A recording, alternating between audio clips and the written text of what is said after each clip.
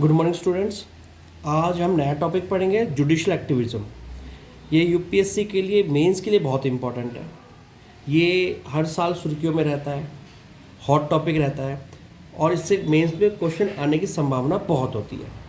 तो हम इसमें पढ़ेंगे जुडिशल एक्टिविज़म होता क्या है, जुडिशल एक्टिविज़म में किस किस जस्टिस ने रोल निभाया है, जुडिशल एक्टिविज़म सही है देश के लिए या सही नहीं है, ये सारी टॉपिक्स इसमें पढ़ेंगे। तो हमने इसमें क्या क्या पढ़ना है वो हम लिख लेते हैं। पहले हमारे एस्पेक्ट्स क्या क्या है इसमें हम पहला टॉपिक पढ़ेंगे जुडिशल एक्टिविज़म, हमारा इंट्रोडक्शन।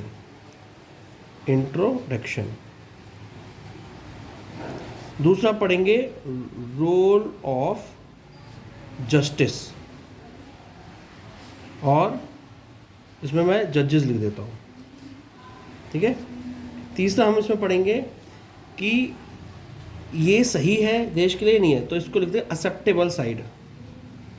हम ये एक्सेप्ट करते हैं कि जुडिशल एक्टिविज़म देश के लिए सही है, जुडिशल एक्टिविज़म। एक लिख देते हैं नॉन एक्सेप्टेबल साइज। तो दूसरा हम देखेंगे कि हो सकता है ये सही नहीं है, तो उसके क्या पॉइंट बैठते हैं, और आखिरी में हम इसमें कंक्लूजन देंगे। तो ये मेंस का है, बिल्कुल उसे ध्यान से समझना और बहुत इजी टॉपिक है, ठीक है। जुडिशल एक्टिविज़म की ज़रूरत क्या पड़ी? जुडिशल एक्टिविज़म की ज़रूरत क्या होती है कि जितने भी सिटीजन्स हैं भारत के, उनको फंडामेंटल राइट्स मिले हुए, वो भी गारंटेड, तो उनको ये सारी फंडामेंटल राइट्स सिटीजन्स को देना, ये जिम्मेदारी है स्टेट की। अब कभी कभी क्या होता है, कुछ परिस्थितियों में ऐसी चीज़ हो जाती है कि स्टेट इंडिविजुअल्स की डिग्निटी का ध्यान नहीं रख के फंडामेंटल राइट्स का उनको नहीं मिल पाते फंडामेंटल राइट्स, जिसकी वजह से देश के अंदर कुछ रिवॉल्ट वाली, कुछ प्रोटेस्ट वाली स्थिति बनने लग जाती है, और ये बात सुप्रीम कोर्ट तक, जुडिशरी तक पहुंचती नहीं है। पहुंचती है तो लेकिन वो उस पर कुछ कर नहीं सकते जब तक कोई बोलेगा नहीं। तो जो हमारे कुछ जस्टिस थे, ठीक है, उन्होंने जैसे पीएन भगवती जी हो गई, वी.आर. कृष्णन अय्यर हो गए, इन्होंने क्या करा, इन्होंने एक सिस्टम निकाला जुडिशल एक्टिविज़म का, ताकि देश के अंदर कुछ चीज़ ऐसी है कि अगर स्टेट अपना काम नहीं कर पाएगा तो जुडिशरी इनिशिएटिव ले, ठीक है। तो इसमें सबसे पहले हम इंट्रोडक्शन में क्या लिखेंगे, डेफिनेशन। तो इसमें हम इंट्रोडक्शन लिखते हैं। इंट्रोडक्शन क्या है इसका? जुडिशल एक्टिविज़म का काम है जो राइट्स है सिटीजन्स के, उनको अपहोल्ड करना है। दूसरा, कॉन्स्टिट्यूशन और लीगल सिस्टम को प्रिजर्व करके रखना है। तो इसमें हम लिख सकते हैं इंट्रोडक्शन में, the active role of the judiciary in upholding the rights of citizens and preserving the constitutional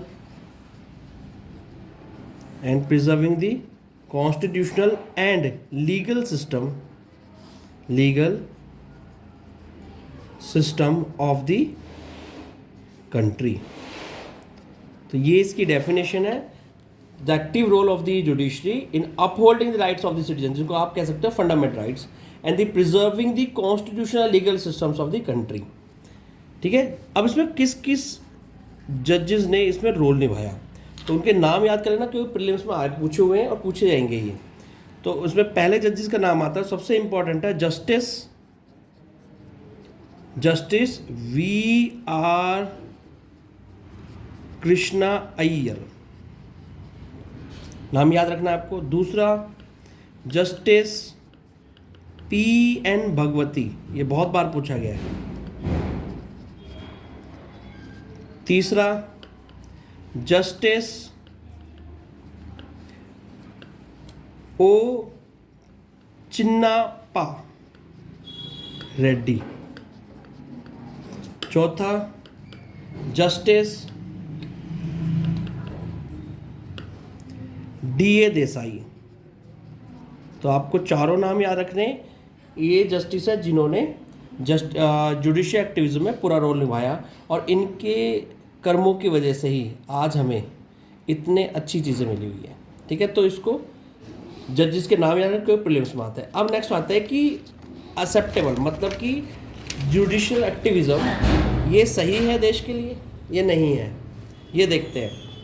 तो अब दूसरा टॉपिक डालते हैं acceptable side, acceptable side of judicial activism. तो आप देखो ये बात सही है गलत है, तो क्या कह सकते हैं? हाँ, जब कभी कोई भी स्टेट मशीनरी इनइफेक्टिव हो जाती है, इनएफिशिएंसी हो जाती है उसके साथ, तो जुडिशियल एक्टिविज्म सही है। जब कोई स्टेट अपना काम नहीं करता है तो जुडिशरी को आगे बढ़ना पड़ता ही है। जैसे बहुत सारी चीज़ में आपने देखा होगा कि कई बहुत सारे देशों में डेंगू हो जाता है मान लो नॉर्थ इंडिया में, और स्टेट कुछ नहीं कर रही होती है, तो वहाँ जुडिशरी को ऑर्डर देती है कि आपको कुछ ना कुछ क्योशंस, प्रिजर्वेशंस या प्रिवेंटिव मेजर्स लेने पड़ेंगे। ठीक है, तो उसके लिए ठीक है ये। तो पहला पॉइंट हम लिख सकते हैं, judicial activism acts as counter machinery for inefficiency and ineffectiveness of the executive। ठीक है, जब कोई ढंग से काम नहीं करता तो फिर इसी को बढ़ना आगे पड़ता है। तो ये बात तो सही है और ये चीज़ अच्छी भी है। दूसरा और क्या हो सकता है, जब संविधान खतरे में होगा, जब कॉन्स्टिट्यूशन खतरे में होगा, तो जुडिशियल एक्टिविज्म उसको प्रिजर्व करेगा। तो ये बात भी सही है। तो judicial activism acts as machinery to protect constitutionalism. ये बात भी सही है। ठीक है, तीसरा आप क्या कह सकते हो, ये कभी कभी क्या होता है, गुड गवर्नेंस के लिए बहुत मदद करता है। ठीक है, जैसे क्रिमिनलाइजेशन ऑफ पॉलिटिक्स है, उसमें सुप्रीम कोर्ट साफ बोलता है जो क्रिमिनल्स हैं उनको पॉलिटिक्स में नहीं आना चाहिए, तो एक्टिव पार्टिसिपेशन किया सुप्रीम कोर्ट ने। ठीक है, उस चीज़ के लिए ठीक है, क्योंकि नेता तो कभी करने के नहीं काम, तो सुप्रीम कोर्ट ने इनिशिएटिव लिया। तो इसमें लिख सकते हो, judicial activism acts as protecting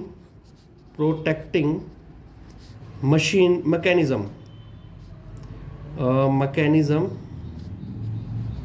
for good governance. ठीक है, और कुछ हो सकता है? बिल्कुल हो सकता है। और क्या हो सकता है इसमें, आप जो हमारा फेडरलिज्म है उसको प्रोटेक्ट करके रखता है। ये गाइडलाइंस देता है, किस चीज़ से गाइडलाइंस देता है कि देखो जो काम आपका वो करिए। आर्टिकल 356 जो कभी कभी यूनियन गवर्नमेंट इसमें मिसयूज़ करती है, प्रेसिडेंट रूल लगाती है, तो उसमें जुडिशरी इंटरफेयर कर देता है। ठीक है, उसे बोलता है कि आप कोऑपरेटिव फेडरलिज्म अपना के चलिए। ठीक है, इस चीज़ के लिए तो आप इसमें क्या लिख सकते हो, judicial activism acts as protector of federalism. ठीक है, तो ये फेडरलिज्म को प्रोटेक्ट करके रखते हैं आर्टिकल 356 के बारे में। ठीक है, प्रेसिडेंट रूल जब कभी कभी मिसयूज़ करती है। अब ये तो हो गया एक्सेप्टेबल साइड। अब कहाँ कहाँ जो दिक्कत है नॉन एक्सेप्टेबल साइड का, जहाँ जहाँ ये चीज़ सही नहीं है, कि जब सुप्रीम कोर्ट अपना दायरा पार कर रहा होता है, अपने पावर को, वो जो सेपरेशन पावर है उसका उल्लंघन कर रहा होता है, तो इसमें ही लिखते हैं non acceptable side of judicial activism. तो इसमें क्या लिख सकते हो आप, सबसे पहले अगर जुडिशियल एक्टिविज्म लेते हैं ये, तो आप ये मान के चलिए कि ये अपने जो पार्लियामेंट ने डिसाइड किए हुए जो पार्लियामेंट्री मैकेनिज्म है उसके अगेंस्ट जा रहा है ये। ठीक है, तो इसको लिख सकते हैं, judicial activism act as anti parliamentary democratic mechanism. Judicial activism acts as anti parliamentary democratic mechanism. ठीक है, दूसरा क्या हो सकता है, ये जो इंस्टीट्यूशन बनाए हैं कॉन्स्टिट्यूशन के अंदर, उनके बीच में कन्फ्लिक्ट पैदा हो जाता है, क्योंकि जो काम जिसका है अगर वो नहीं कर रहा है या दूसरा कोई दूसरी बॉडी कर रही है, वहाँ जुडिशियल अपने आप इनिशिएटिव ले लेता है, जिसकी वजह से वो कहता है कि ये काम मेरा था, मैं करने ही वाला था, इतने इसने इंटरफेयर कर दिया, मेरे काम में बाधा डाल दी। तो जिसकी वजह से दो इंस्टीट्यूशन के बीच में हमेशा कन्फ्लिक्ट बनने की संभावना बहुत रहती है। तो इसमें लिख सकते हैं judicial activism acts as mechanism for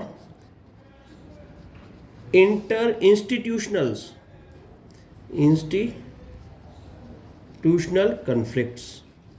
ठीक है, इसके लिए हो सकता है आप, और क्या हो सकता है, और क्या इसके डिसएडवांटेजेस, ये जो सेपरेशन ऑफ पावर है उसके डॉक्ट्रिन के बिल्कुल खिलाफ जा रहा है, बिल्कुल लिख सकते हैं। तो judicial activism acts as anti-doctrinal philosophy of separation of power।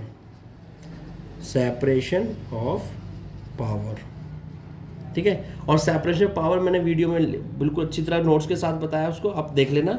Separation of power ही बहुत इंपॉर्टेंट है मेंस के हिसाब से। तो ये सब कुछ की वजह से ये सारी दिक्कतें आती है। अब अगर वो मेंस में पूछता है तो आपको कंक्लूजन भी देना है, तो कंक्लूजन कैसा दोगे आप, तो कंक्लूजन बताते हैं। कंक्लूजन हमेशा ऑप्टिमिस्ट होना चाहिए, नेगेटिव ज़्यादा नहीं होना चाहिए, थोड़ा बहुत एक लिटिल बिट हो सकता है, लेकिन ज़्यादातर उम्मीद करना कि अच्छी चीज़ लिखे। तो हम कंक्लूजन क्या लिख सकते हैं इसमें, कंक्लूजन क्या हो सकता है कि हाँ, जुडिशियल एक्टिविज्म जो है वो कॉन्स्टिट्यूशनल सब्जेक्ट को प्रमोट करता है, प्रमोट के साथ साथ उसको प्रिजर्व भी करके रखता है, जिसकी वजह से गुड गवर्नेंस होती है और पार्लियामेंट्री सही ढंग से काम कर पाती है। ये सारी चीज़ आप कर सकते हो, कोई दिक्कत नहीं। तो कंक्लूजन में लिख लीजिए, क्या लिख सकते हो, conclusion, it is finally concluded as judicial activism is a subject of constitutionalism। कि आज से ये सब्जेक्ट कैसा है, कॉन्स्टिट्यूशनलिज्म वाला है। And so it should be promoted with proper consideration of responsive value of public governance,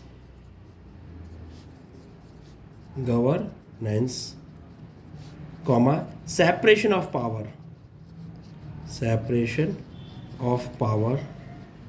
and spirit of parliamentary democracy।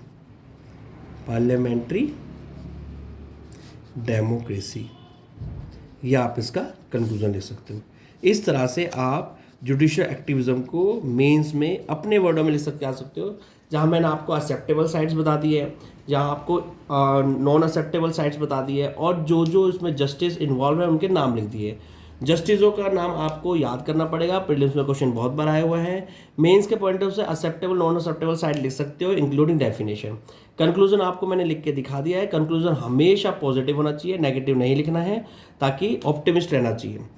ठीक है, आई होप आपको ये टॉपिक समझ में आया होगा। अगर आपको कोई वीडियो बनवानी है, किसी टॉपिक में नोट्स चाहिए, ऑथेंटिक यूपीएससी से रिलेटेड नोट्स मिलेंगे आपको। ऐसा नहीं है कि मैं ऐसे किसी हल्के उसमें लिख के दिला दो। आपको जो नोट्स होते हैं जिसमें नंबर ज़्यादा मिलेंगे, लैंग्वेज भी कैसी होगी, लैंग्वेज के साथ साथ आपको कंक्लूजन कैसे करना है, ये सारा उसमें लिख दिया जाएगा। तो आप इसको मेरे को कमेंट में लिख के बता दीजिए, और चैनल को सब्सक्राइब और शेयर कर दीजिए, ताकि मेरे को और भी मुझे पता चल जाए कि किस किस सब्जेक्ट पे मुझे वीडियो बनानी है। तो जीएस के मैं सारा ऐसे ही ख़त्म कर दूँगा आपको सिलेबस के साथ, नोट्स के साथ। ठीक है, क्योंकि आपको लिखना पड़ेगा, नंबर आपको लिखने से ही मिलेंगे, तो लिखना ही पड़ेगा। और आप पीडीएफ से काम नहीं चलने का, पीडीएफ से आपका अंडरस्टैंडिंग क्रिएट नहीं होने की। तो आप जो मैंने ये लिखा है इसको अपनी कॉपी में दोबारा से वीडियो कम करके, धीरे करके, तेज करके उसे सुनो, समझो, फिर लिखो, ताकि सब्जेक्ट पे आपकी नॉलेज बहुत अच्छी हो जाए। और टॉपिक्स ये जुडिशल एक्टिविज्म ऐसा है कि हर तीसरे चौथे साल मेंस में आता है। तो ये आप कुछ टॉपिक ऐसे जो परमानेंट पढ़ के जाइए और आप उनसे स्ट्रॉन्ग कर लीजिए उन सब्जेक्ट को। Okay, thank you. I hope आपको समझ में आया होगा। Thank you and have a good day.